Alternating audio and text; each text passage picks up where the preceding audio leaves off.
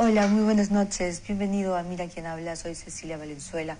Vamos a comenzar el programa de esta noche dándole la bienvenida al ministro de Energía y Minas, el doctor Eleodoro Mayorga. Está con nosotros. Bienvenido. Cecilia, muchas gracias por la invitación. Gracias a usted por venir.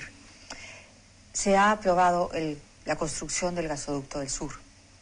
Hay varias críticas, hay un abanico de críticas. Le voy a proponer que intentemos de absolver una por una. La primera ha sido la de las reservas. Muchos de las personas que han criticado esto dicen que el Estado no sabe de qué lote se sacará el gas que pasará por el gasoducto y tampoco sabe qué garantía de reservas hay en ese lote casi virtual, porque todavía no se ha identificado. ¿Cómo es esa situación?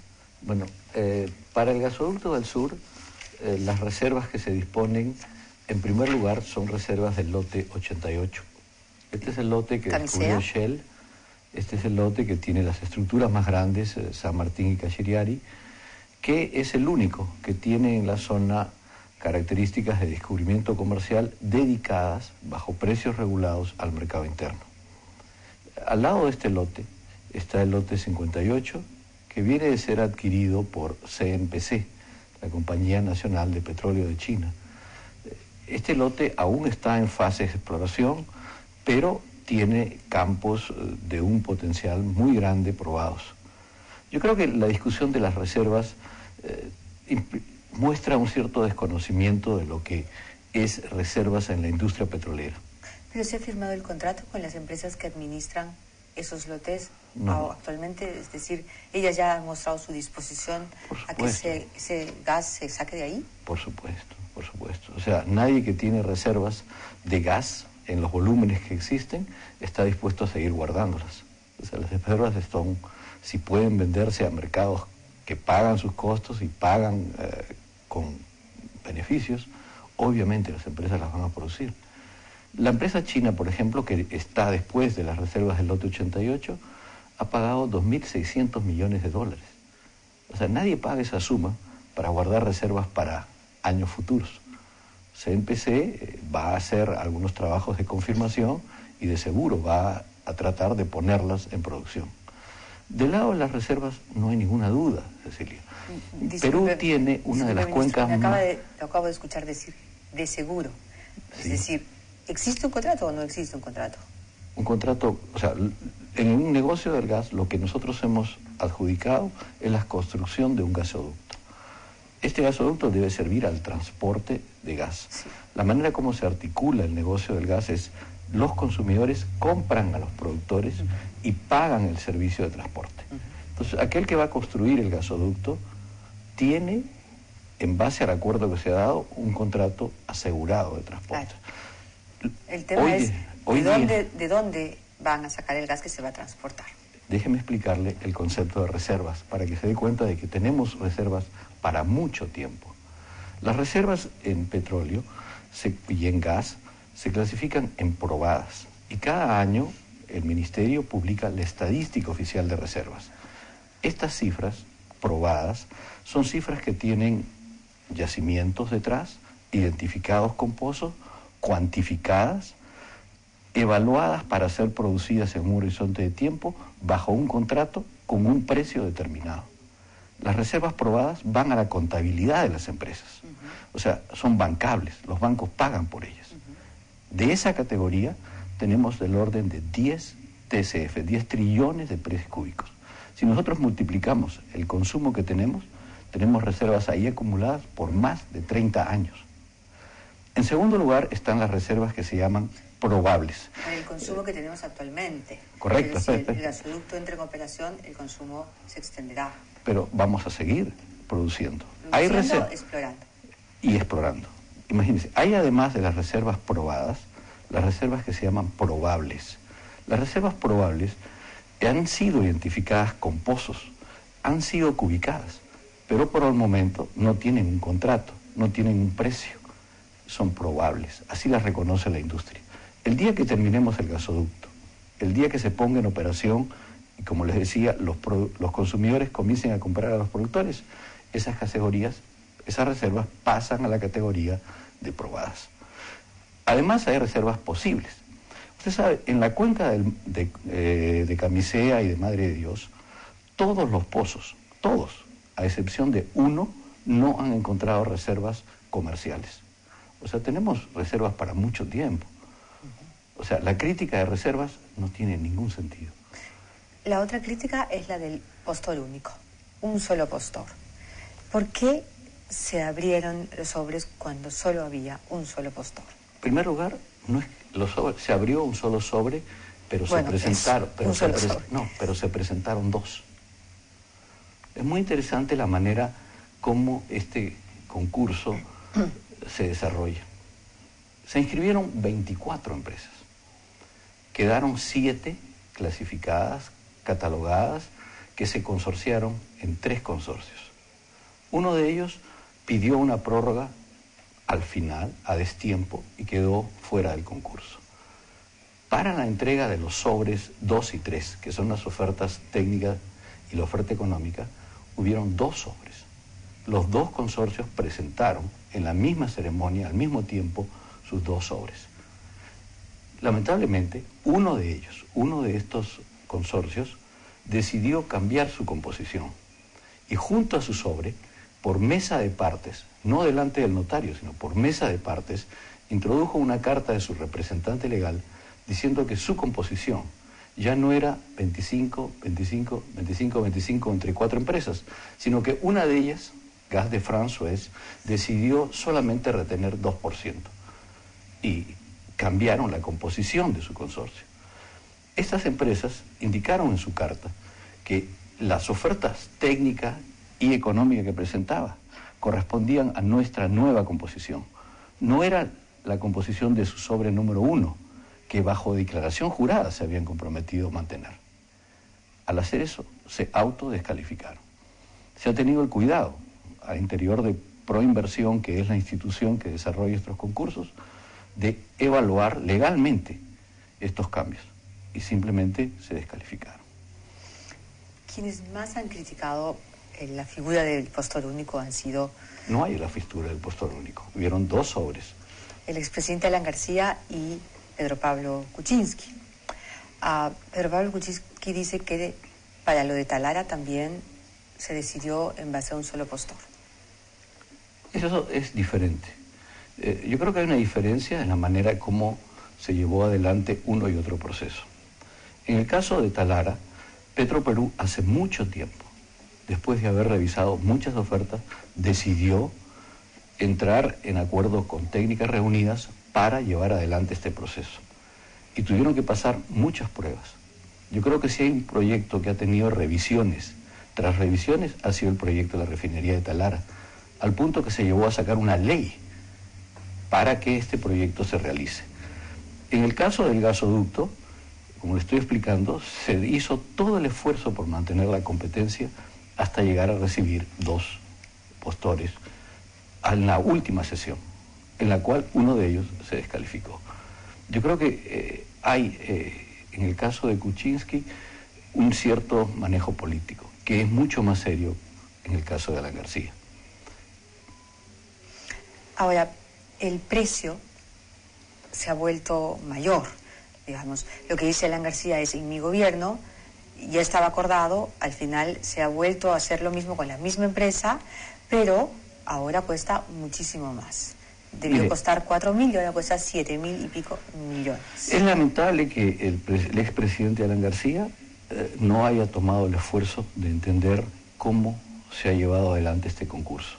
O sea, las ofertas económicas no se han basado en el criterio de la inversión, se han basado en el criterio del costo de servicio total. No solo la inversión, sino todos los gastos operativos durante 30 años de operación, incluidos el mantenimiento, el consumo de gas, los impuestos que tienen que pagar las empresas, se han sumado y se han actualizado al año 2019. Este fue el criterio que se adoptó, y se adoptó como tal porque hay la experiencia de empresas que ofrecen un precio bajo por una obra y tratan de hacerlo con la manera más económica, con el material más simple, basado en que van a ganar el concurso ofreciendo solamente el costo de capital, el costo de la inversión inicial.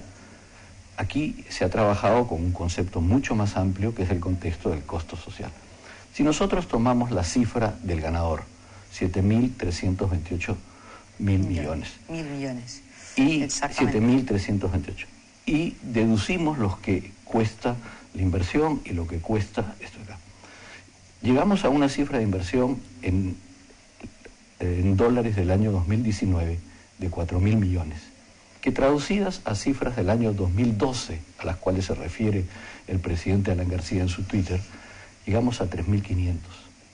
La cifra que Kuntur, en su proyecto reformado, no en el que le ofrecieron inicialmente, expresó en ese momento, fue 3.475. Para efectos de una comparación, estamos hablando de la misma cifra. Es muy lamentable que un presidente como García utilice estos argumentos. Ahora, usted comprenderá, a todos los que somos del sur, nos viene la noticia de la mejor manera, ¿no? Estamos esperando que este proyecto se realice hace muchos años. Y para el sur es realmente una revolución.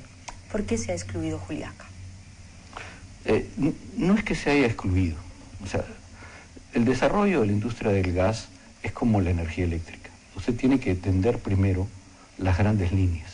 Tiene que tener un punto de inicio, un generador, y tiene que tener un punto donde va a terminar su red. A partir de esta gran troncal, no solo Juliaca, sino muchos otros pueblos se van a ir conectando a lo largo de los años en la red. Aquí llegó, por ejemplo, el gas a Lima. Hoy día, además de Lima, Ica está conectado. En el caso de Juliaca y Puno, yo creo que vamos a tener algún día que integrarnos con Bolivia.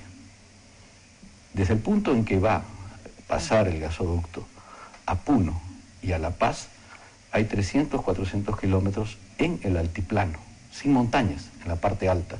Yo creo que algún día vamos a tener una conexión a través de Juliaca y Puno mucho más segura, con dos fuentes de abastecimiento que la que solo el gasoducto va a dar. No podemos pensar de que todos los pueblos el primer día van a estar todos conectados. Este es un proceso que va a tomar años, pero que al final, y para siempre, los pueblos van a seguir consumiendo gas como energía para cocinar, como energía más económica. Lo que sí va a pasar es que todos los peruanos vamos a aportar, vamos a pagar en nuestros recibos de luz un incremento. ¿De qué porcentaje va a ser ese incremento? Para la construcción del gasoducto, correcto. Claramente. Lo que hay que entender es que las tarifas para el transporte de gas dependen del volumen del consumo. Depende de cuánto cuesta dividido entre el volumen. El Perú crece a 7% por año. El consumo eléctrico crece a ese nivel. 7% por año significa que en 10 años vamos a doblar el consumo que tenemos actualmente. Esos son todos esos nuevos consumidores que van a pagar en su factura lo que se va a hacer. Lo que se ha hecho en el contrato es tratar de que al comienzo, al inicio del proyecto, cuando está creciendo este mercado, no tengamos una tarifa excedentaria los primeros años.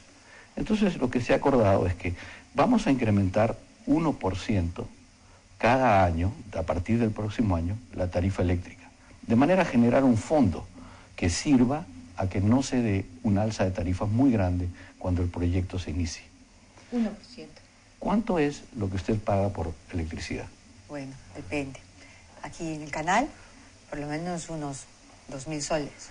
¿En su casa? En mi casa, más o menos unos 400 soles. Bueno, yo pago 200. ¿En su casa? En mi casa. ¿Por qué? Porque... ¿Le hacen una rebaja porque es el ministro? Probablemente. Bueno, hace 4 meses que me han dado esa rebaja. No, o sea, cuando uno paga 80 soles, va a tener un incremento de 80 centavos. Y nadie se va a dar cuenta de ese incremento, porque los meses tienen diferentes números de días.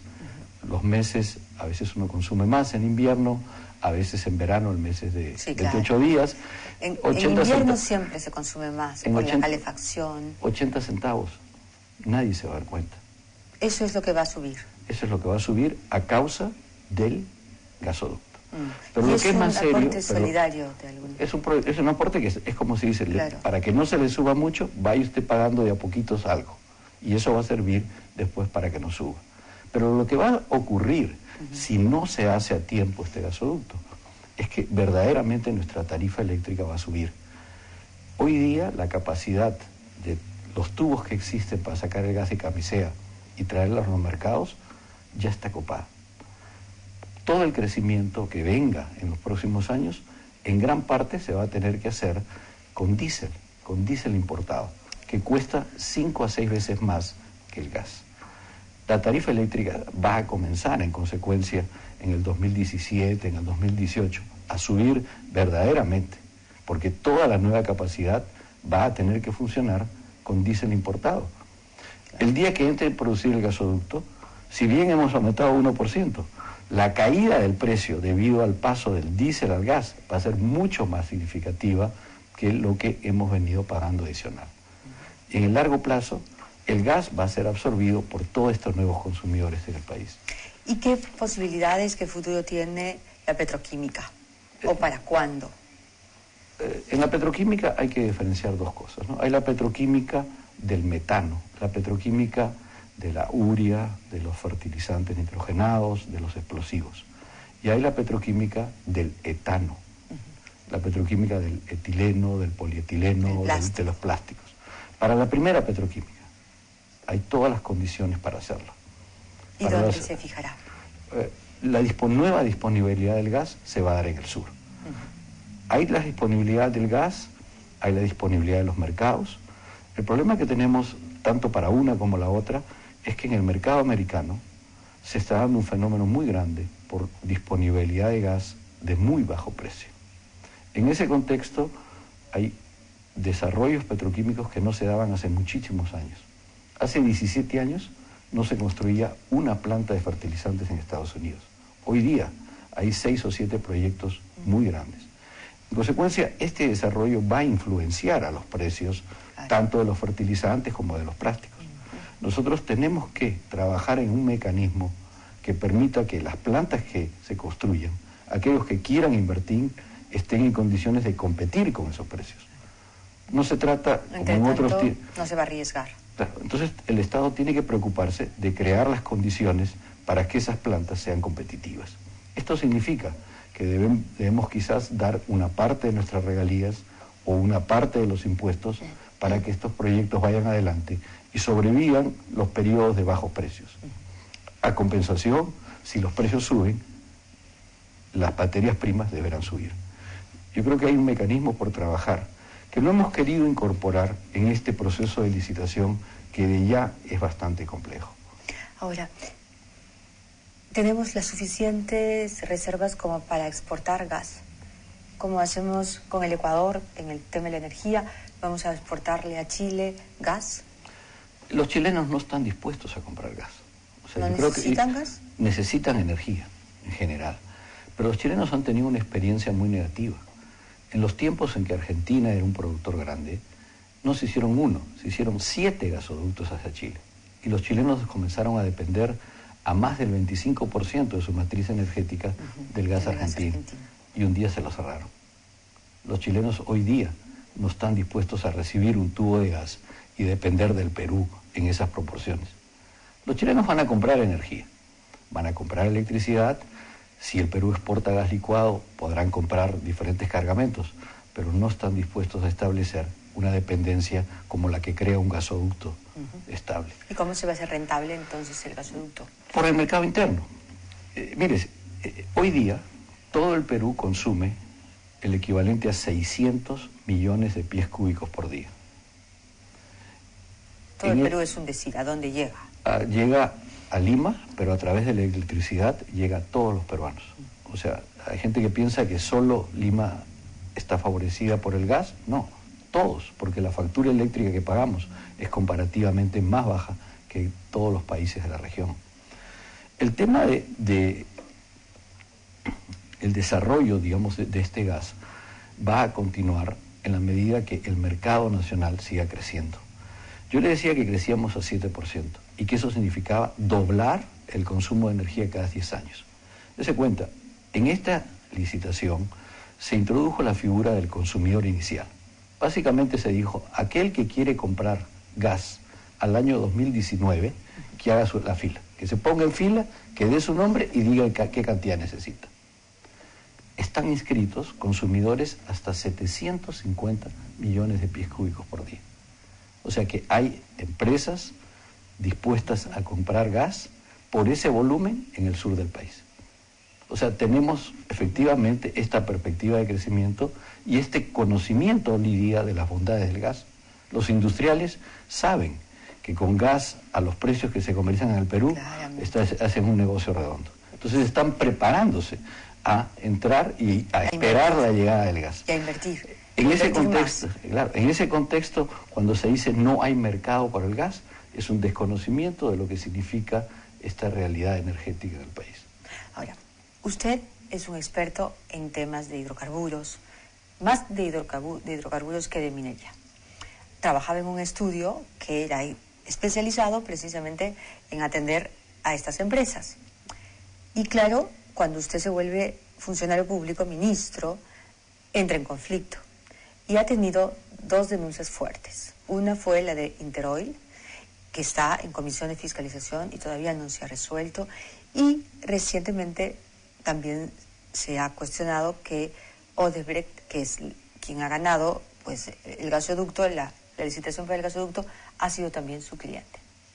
Bueno, yo tengo 50 años trabajando en esta industria. Yo he trabajado en muchas instituciones, tanto públicas, privadas, internacionales.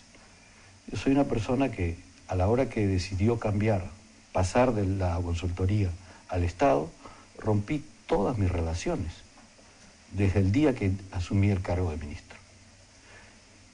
Yo he trabajado efectivamente con muchas empresas, pero yo no he sido en ningún momento abogado de esas empresas. Yo no he sido en ningún momento accionista de esas empresas. ¿Qué ha sido? Yo he sido un consejero, les he dado asesoría en temas regulatorios, en temas económicos, en temas técnicos. Hay un concepto muy equivocado cuando se trata de hablar de estos temas de conflicto de interés. Legalmente tiene que haber, primero, simultaneidad. Yo no estoy al mismo tiempo trabajando con unos o con otros. En segundo lugar, yo creo que hay un interés en el país de que los proyectos salgan adelante. Y yo creo que va a ser muy difícil para cualquier Estado buscar gente con experiencia que asuma la responsabilidad de firmar estos contratos, de defenderlos y sacarlos adelante, si antes no ha estado cerca de cómo se llevan adelante. En ese sentido le puedo asegurar, Cecilia, que yo no tengo ninguna correlación con Interoil. El caso del Interoil es para mí uno de los casos más increíbles de denuncias sin fundamento. El día que yo llegué al Ministerio de Energía y Minas, ya los acuerdos de Interoil habían sido negociados y habían sido acordados. Cuando yo llegué, lo único que se hizo es hacer efectivo, con todos los informes legales y técnicos que se necesitan, ese contrato. Tengo conmigo todos los informes que esto necesita. Simplemente que hoy día hay una oposición política que juega con estos conceptos. En el caso de Odebrecht, el estudio donde yo trabajé también trabajó con Sempra, con Luz del Sur, con el Grupo de Bogotá, que estaban en el otro consorcio. Eran tan buenos clientes como Odebrecht. Entonces, simplemente yo considero que aquí no hay ningún caso de interés, de conflicto de interés. Ahora, en el caso de Interoil, ya usted como ministro, ¿por qué acepta el Estado peruano condonarle una deuda? Ninguna deuda. Ahí no ha habido ninguna deuda. O sea, en todo caso, lo que ha habido es un proceso, una medida cautelar que obligó a Perupetro a extender el contrato más allá del plazo fijado inicialmente y encontrarse completamente desmunido a la hora de cerrar y verse obligado, sustentándose en muchos informes legales, a otorgar un contrato transitorio por un año. Si no había una deuda, ¿había una multa, señor ministro? No había ninguna multa. O sea, aquí lo que hay... Esa empresa enjuició al Estado peruano. Correcto.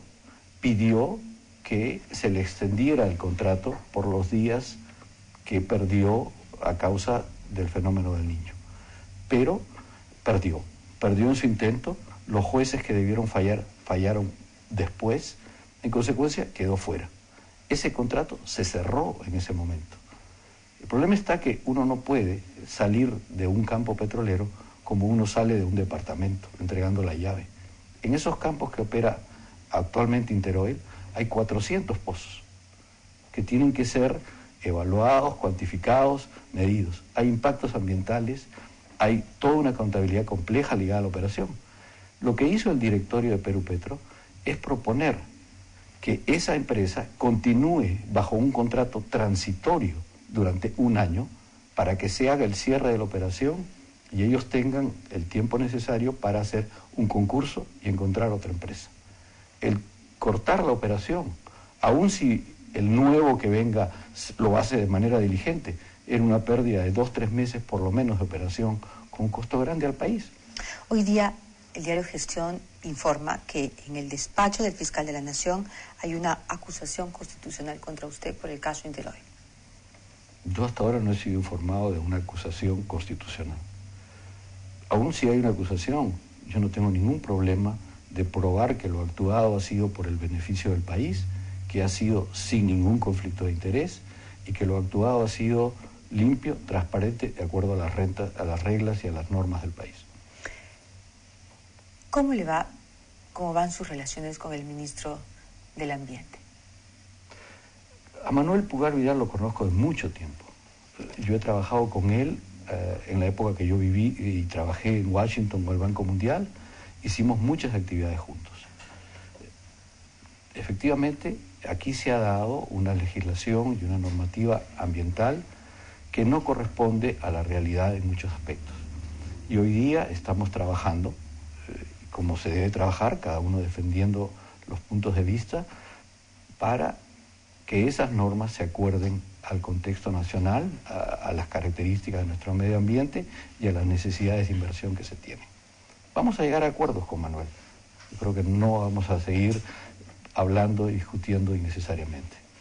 Pero por el momento están un poquito distanciados. Hay rumores que en el Consejo de Ministros usted le aplica mirada de desprecio. Por favor. Entre amigos no se puede mirar de diferentes maneras y creo que no hay ningún problema. ¿Qué va a pasar con Conga, señor ministro? Yo creo que los pueblos... le voy a contar una anécdota. Yo trabajé en el Banco Mundial los criterios para el desarrollo de proyectos en comunidades, en pueblos indígenas. Y la política va en el sentido de que los pueblos tienen derechos que se expresan a través de una licencia social. Si un proyecto es bueno, si un proyecto genera riqueza, es importante, yo diría que es indispensable que estos pueblos reciban una parte de esa riqueza y que lo apliquen a sus planes de desarrollo, de mejoras de calidad de vida. Si una empresa toma una concesión y decide hacer un proyecto y está convencida de llevarlo adelante, es porque seguramente va a tener una buena cantidad de riqueza. Si esa empresa no ha logrado convencer, no ha logrado hacer que el pueblo vea que hay un interés también para él, quiere decir que no ha terminado de explicar las cosas correctamente. Yo estoy seguro que los pueblos de Cajamarca, el pueblo que está ahí, un día va a entender que vivir en las condiciones que vive debajo de oro no tiene sentido. Van a darse cuenta. Yo creo que la explicación ha sido quizás interferida, ha sido quizás cambiada por factores otros. Pero por que, factores otros, ¿no? Así es. La cosa no ha sido así de simple. La contraposición no ha sido en realidad el oro, la contraposición ha sido el agua. Y ha sido manejada políticamente. Y el Estado ha tenido una reacción poco entusiasta. Y eso es un crimen para un país como el nuestro y una región tan pobre como esa. Así es. O sea por culpa de los funcionarios que estuvieron ahí, o sea por culpa sobre todo de las empresas. Yo creo que las explicaciones no se han dado o han sido interferidas por otros grupos de interés. Pero estas cosas se resuelven. El tiempo va a dar la razón y el tiempo va a hacer que la gente de Cajamarca no acepte seguir viviendo en esas condiciones y le saque provecho de sus recursos. Evidentemente el problema del agua, pero yo creo que hay maneras de manejar el problema del agua mucho más inteligentes que simplemente dejar que caiga que se acumula en una cuenca y que chorrea a través de lagos que dan fugas importantes. Por ejemplo, ¿qué otra manera propondría su despacho? Yo creo que hay maneras de manejar, por ejemplo, el problema del agua de una manera en la cual se capte de manera más eficiente y se distribuye el agua de una manera más eficiente que dejar los cursos naturales. Yo creo que los hombres hoy día tenemos conocimientos técnicos que harían un manejo del agua a provecho de la gente del lugar mucho más eficiente. ¿Los reservorios que se proponen no es una salida eficiente? Yo creo que sí, simple y llanamente que no ha habido la explicación correcta y no ha habido el tiempo para que la gente tome sus decisiones. Pero esto no va a ser eterno. Yo estoy confiado de que no va a ser quizás este año, será después de otro año, será cuando se den los cambios políticos, será con otra empresa, pero ese oro está puesto ahí para que los pueblos de Cajamarca mejoren sus estándares de vida. No está para seguir enterrado siempre, ¿no? ¿Y el caso de Tía María qué va a ocurrir? Yo creo que ya se resolvió. En Tía María ya se llegaron a acuerdos y hay toda la disposición para comenzar estas inversiones. ¿Sí? ¿Sí? ¿Más o menos cuánto tiempo? Son proyectos largos. O sea, Tía María entrará en producción creo que es 2018, 2019.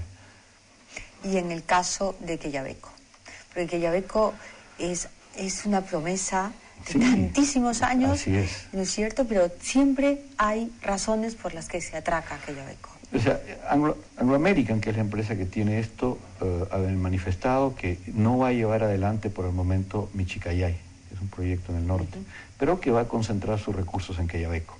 Yo tengo entendido que Anglo American está por tomar esta concesión en serio y llevarla adelante. ¿Qué va a pasar? ¿Qué va a pasar con Doderran, con el conflicto que hay en la refinería? Perdón, en la Oroya. En la fundición. En la fundición, discúlpenme. Sí. ¿Qué va a pasar? En este momento hay una paralización. En este momento hay un problema con la continuación de las operaciones. Es evidente que esa operación necesitaba una disminución, una ganancia en eficiencia, y esto se está dando lentamente. En segundo lugar, se necesita una progresividad en la aplicación de las normas ambientales, de manera que las inversiones de modernización se den al ritmo que las explotaciones tienen que hacerse. Y yo creo que ahí también, yo no veo que una fundición del nivel del Oroya.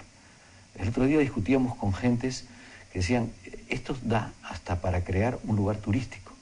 O sea, llevar a gente a conocer una fundición que hoy día opera como está operando, en el lugar que opera, esto es un atractivo turístico. Yo pienso de que el Oroya va a tomar su tiempo en rehacerse, repartir, y en la medida que exista recursos minerales alrededor va a salir adelante. Yo no creo que va a ser en el corto plazo, porque estas cosas toman su tiempo, y que poco a poco las empresas con los pobladores locales van a encontrar la armonía que esto necesita.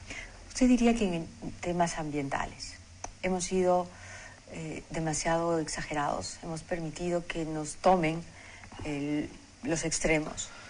Por ejemplo, en el caso petrolero que conozco mejor, ¿no? Aquí en el Perú, la legislación actual, una que se adoptó en el año 2006, obliga a que todos los trabajos se hagan previo estudio de impacto ambiental. Y un estudio de impacto ambiental requiere un tiempo para la toma de datos, un tiempo para las evaluaciones de impactos, un tiempo para las audiencias públicas que tienen que darse, que es entre 1 a 2 años. Perforar un pozo, por ejemplo, en la zona de Talara, o hacer una línea sísmica en el mar, es algo que no tiene un impacto permanente, un impacto serio, es algo muy pasajero. O sea, ¿hacemos estudios de impacto ambiental o tenemos que hacerlos hasta para explorar? Así es. Entonces, la idea es decirnos, miren, miramos qué sucede en Colombia, veamos qué sucede en otros países. ¿Qué sucede en Colombia? En Colombia, el principio es, si usted está en un área que no es un área pristina, que no es un área protegida, que es un área normal y común del territorio del mar, usted no necesita, para hacer un estudio de sísmica, un estudio de impacto ambiental, porque sabemos que el impacto no es serio. Le vamos a exigir un estudio si es que usted va a entrar a una área en selva en la cual nadie ha entrado antes. Una reserva. Una reserva. O cerca de una reserva. Por supuesto. Pero en un territorio, como le digo, de zona petrolera, donde hay 100 años de industria petrolera, hacer que las empresas gasten dinero, pierdan un año. Yo creo que también hay un desconocimiento aquí. No es porque uno hace un estudio de impacto ambiental que la tecnología, los estándares de trabajo, la manera como se hace un pozo y cómo se tratan los desechos, las emisiones de un pozo va a cambiar. Esas son prácticas de la industria establecidas. Simple y llanamente lo que estamos midiendo con el estudio de impacto ambiental, cuánto puede eso dañar o no dañar, y si hay precauciones adicionales o no. Pero la tecnología de hacer una línea sísmica, de perforar un pozo o tender un tubo, es la misma. Se va a hacer de la misma manera. Y yo creo que ha habido efectivamente un querer entrar a la temática ambiental de una manera muy importante, muy agresiva, que simplemente necesita ser flexibilizada con las realidades que hoy existen. ¿Y hay una voluntad política real para que esa flexibilización se dé, ocurra? ¿Se va a poder lograr? Yo creo que como le decía, vamos a tener que lograr un consenso. Yo entiendo que efectivamente nuestro país tiene recursos ligados a su biodiversidad, ligados a las características de su ambiente, que merece una protección extra y que hay que dársela. O sea, es parte de la riqueza de los peruanos. Yo creo que no hay ningún peruano, ni ninguna empresa que trabaja en el país que está dispuesta a depredar o a ensuciar. Yo creo que necesariamente se va a encontrar una armonía para seguir adelante, ¿no? Gracias, ministro, por visitarnos, muy amable. Muchísimas gracias. De nada, Cecilia, muchas gracias por la invitación. Al contrario. Vamos ahora a hacer un corte y vamos a regresar con el director de Publimetro, Luis Carlos Arias Schreiber. Va a estar con nosotros para hablar de fútbol, porque la final del Mundial es este fin de semana. Volvemos.